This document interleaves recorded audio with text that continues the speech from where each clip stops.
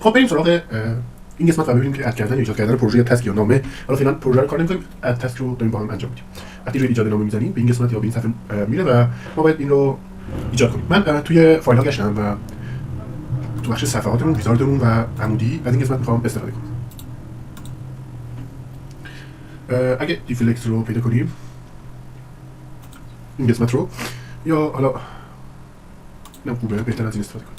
میام اینجا این سند رو میبندم و فایل ها رو باز میکنم، میام اد رو باز میکنم، اینم میبندم و اینجا اینو پیست میکنم. خب این از این قسمت و مشابه حالت های قبلی میرم از اون بالا شروع میکنم به استفاده از سکشن تایتل. سکشن رو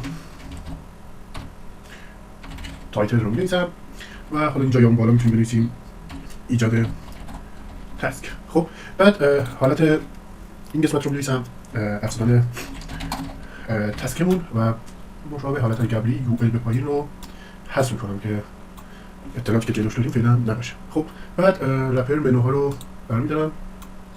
بذارید اول نگاه کنیم ببینیم چه حالتی شد. رفرش. خب اینجوری به این حالت در. خب خوبه دیگه، تقریبا درست.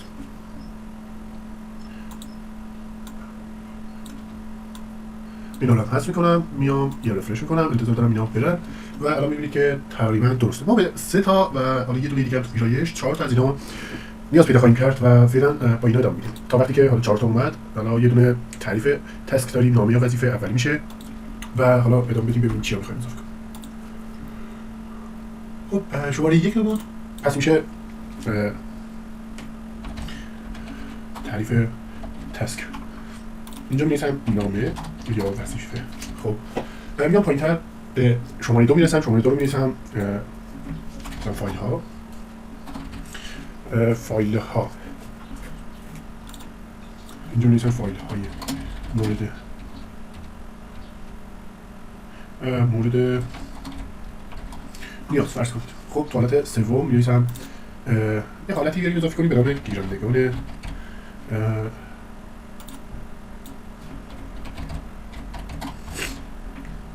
تسک و حالت 4 و 5 رو فعلا غیر فعال کنیم. البته این حالت 4 و 5 رو هم استفاده خواهیم کرد ولی الان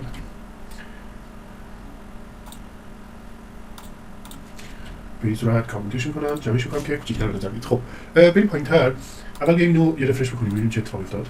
خب تعریف تسک فایل ها گیرندگان که به این صورت برامون نمایش میده. حالا مثلا بعدی رو بزنیم. حالا انتظار داشتم بره بعدی. اینجا فکر کنم یه فایل جاوا اسکریپت چیزی یا یه اسکریپت های خاصی نیاز باشه که اون رو من برداشتم. میام به این قسمت کانتنت رو میبندم چون کانتنت رو برداشتم و از اینجا به پایین رو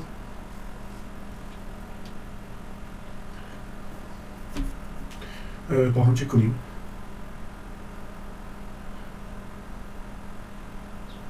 خب اینا اسکریپت هاییه که ما احتمالاً داریمشون.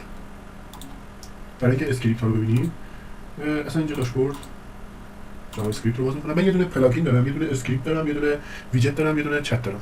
خب پس میشه پلاگین اسکریپت، یه دونه مودال ندارم،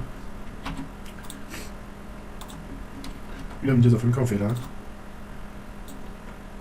اینم مودال رو دارم، کریت اکانت رو یه سرچ بزنم ندارم. خب یه دونه اینو اضافه میکنم به پروژه.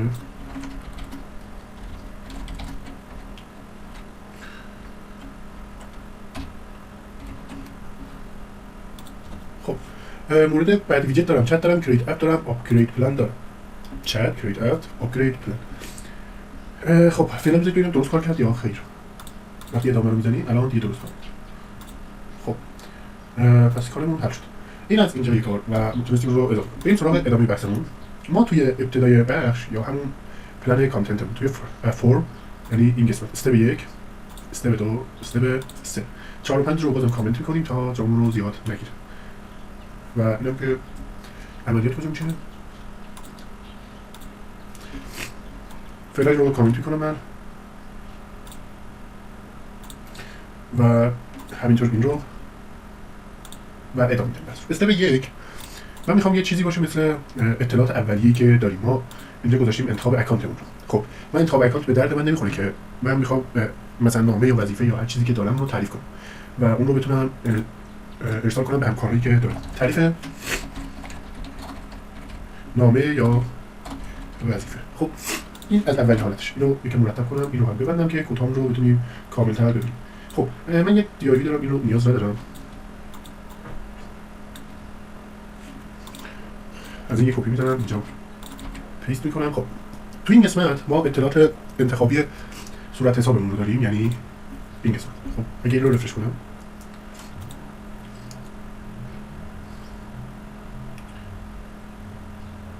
برام رو درست خواهم کرد. خب این قسمت چیزی که فعلا بریم ادامه بدیم بعدی. من از این قسمت استفاده میکنم، این قسمتی که میبینید. خب این رو برمیدارم میارم دقیقاً جایی که این قسمت هست، جایگزین این قسمت. ببینیم چه اتفاقی افتاد، اصلا چیزی شد که می‌خواستیم. 4 تا ایرور تو کنسول داریم. اینا زیاد ایرور، اینا فایلایی که نمی‌شناسید، اینا برام معرفی کنم بشه. خب تقریبا چیزی شد که می‌خواستیم، فقط ایراد داره. اونم ایرادش اینه که دیگه به این قسمت نیاز نداریم و همینجا میتونیم این رو بزنیم مثلا تعریف نامه یا وظیفه. بعد اطلاعات پایینش هم که اینم نیاز نداریم. اولیش میشه چون یه اینپوته میشه بذارید از حالت دوم استفاده. بفرش از نوع اکانت استفاده میکنم من. نوع اکانتمون از این قسمت استفاده میکنم.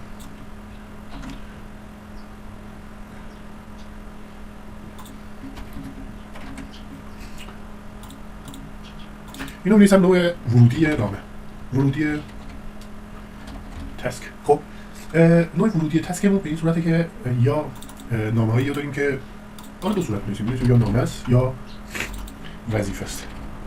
خب دیگه با بقیه‌اش کاری نداریم. آپشن حالا 1 ولیو فرض کنید 2 و بقیه‌اش رو آپشناش رو اصلا حذف می‌کنم. رفرش می‌کنم. به این نوع ورودی رو الان ما اینجا داریم. نامه اینا دیگه چی هست؟ این اضافه دیگه کتن اضافه.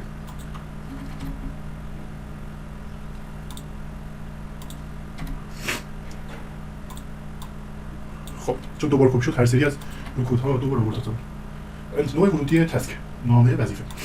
میتونیم یه آپشن هم به صورت خالی قرار بدیم. به این صورت چی شد؟ بگیم مثلا انتخاب نوع ورودی. خب الان درست ورودی یا نامه است یا تسک. خب فیلد بعدی که می‌خوایم داشته باشیم اینه که اصلا یه کپی بزنیم فعلا تا بگم چیکار کنیم.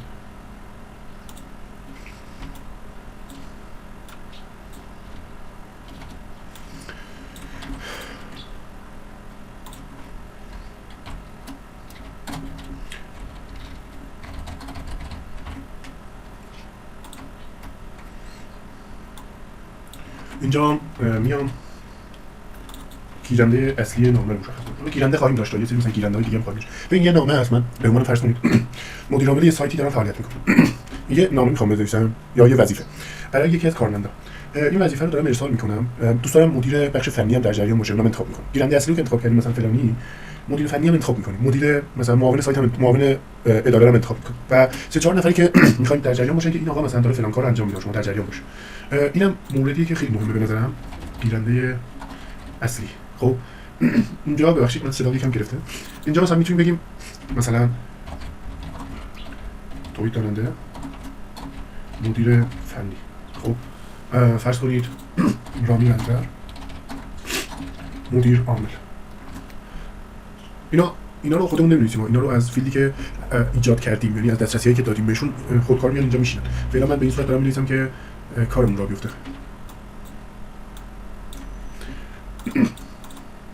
مثلا حسن گلیزاده توسعه دهنده، نیما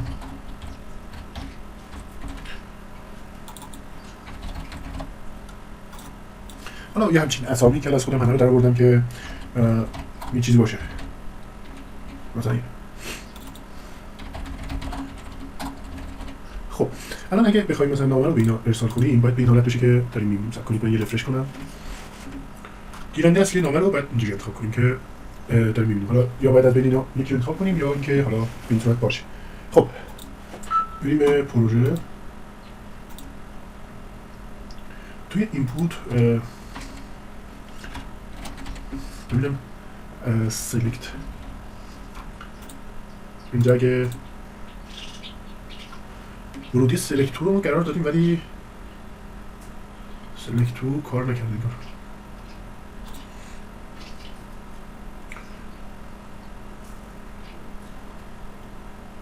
ببینم تو هد چه خبره اگه این موس کار کنه. خب یه دونه باندل آرتیل داریم، فقط همین دوتا رو داریم، چیز خاصی نداریم. یه کنترل اف میکنم اینجا، سلکتور رو سرچ میکنم. خیلی جا استفاده شده ولی فعلا ادامه بدیم ببینیم موقع کد زدن درستش میکنیم. خب بعد از گیرنده اصلی نامه یک پسوندی هم میخوایم یا یک موضوعی هم میخوایم دیگه. مثلا پسوند چجوری بگم، پسوند چیز خوبیه ولی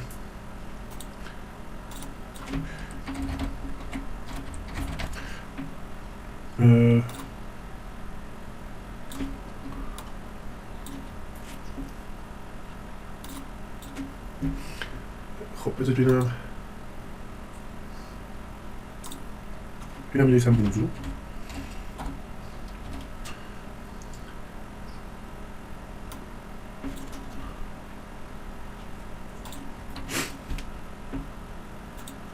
یه جایی رو فکر کنم اضافه برداشتیم و این چی بود؟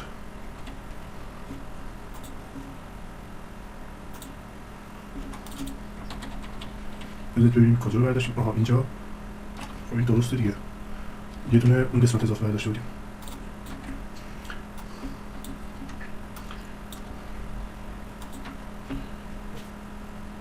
پسوند موضوع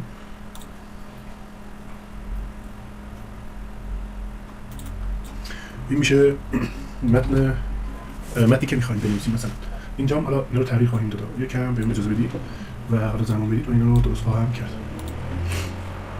خب پسوند موضوع متن و حالا دو تا چیز دیگه هم من میخوام اضافه کنم. اینجا رو بنویسم اولویت، یا بهتره حالا ببین ما سه تا فیلد دیگه هم میخوایم. اولویت رو میخوایم که اولویت رو اینجا برمی‌دارم میذارم.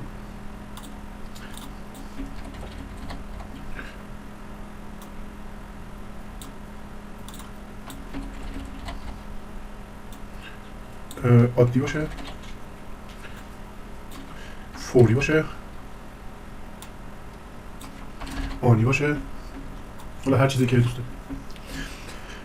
خب این از اولویت. ما یک مطلب دیگه هم داریم، دو تا فیلد می‌خوایم داشته باشیم که خودکار تولید بشن. یا بهتره چیکار کنیم؟ من این رو کپی میکنم.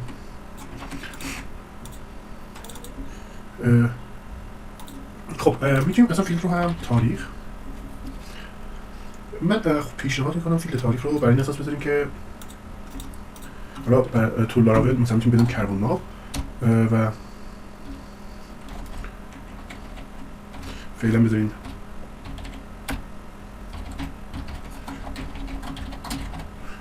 و اینجا از دستور دیزیبل استفاده کنیم. یه دونه از اینم کپی میزنم من. شماره اینم که بر اساس شماره یکی به آخری رو میگیره و تولید میشه. این از این قسمت ببینید شماره خودکار تولید میشه، تاریخ خودکار تولید، پسوند باید وارد بشه، موضوع و متن نامی. اینم که اضافی اونجا.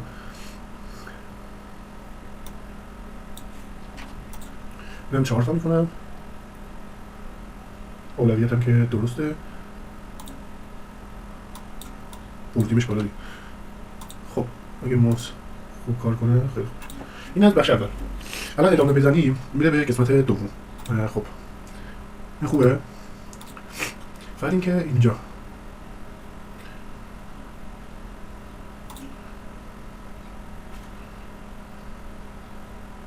فعلا از همین استفاده کنیم. استریجیه بعد حالا ببینیم چی میشه. تو بخش دوم رو حالا قسمت بعدی سری فایل باید بگیریم. بخش دوم و سوم رو با هم کار میکنیم.